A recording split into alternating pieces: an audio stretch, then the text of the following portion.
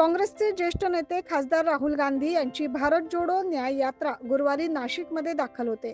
या पार्श्वभूमीवर काँग्रेस कार्यकर्त्यांकडून नाशिक शहरात मोठ्या प्रमाणात फलकबाजी करण्यात आली।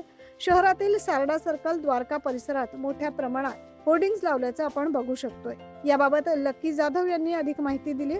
उद्या द्वारकेवरती आदरणीय देशाचे नेते आमचे भावी पंतप्रधान ज्यांच्याकडे आम्ही आशेने बघतोय, 100% पंतप्रधान झाल्याशिवाय राहणार नाही, ते आमचे भावी पंतप्रधान आदरणीय राहुलजी गांधी हे उद्या नाशिक नगरीमध्ये द्वारके मार्गे, शालीमार मार्गे, त्र्यंबकेश्वर जे 12 ज्योतिर्लिंग आहे महादेवचं दर्शन घेण्यासाठी येणार आहेत।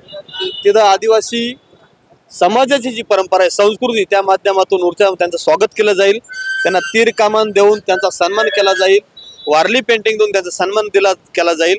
त्याच माध्यमातून आदिवासी बांधवांच्या ते भेटीगाठी घेऊन चर्चा करणार आहेत।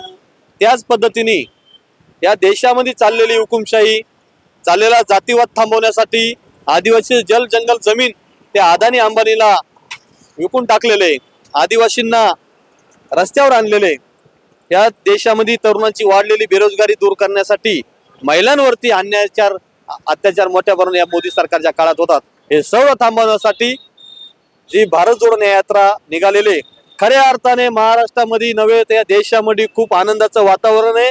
राहुल गांधी यांचं गुरुवारी नाशिक शहरात आगमन झाल्यानंतर द्वारका, सारडा सर्कल, फाळके रोड, शहीद अब्दुल हमीद चौकातून त्र्यंबक पोलीस चौकी, खडकाळी सिग्नल मार्गे शालीमार येथील इंदिरानगर पुतळ्यापर्यंत त्यांचा रोड शो होणार आहे। यानंतर शालीमार येथे सभा घेऊन ते त्र्यंबकेश्वरला रवाना होणार आहे, अशी माहिती आज काँग्रेस पदाधिकाऱ्यांकडून देण्यात आली। 9 न्यूज महाराष्ट्रासाठी प्रतिनिधी प्रवीण काळबांडे।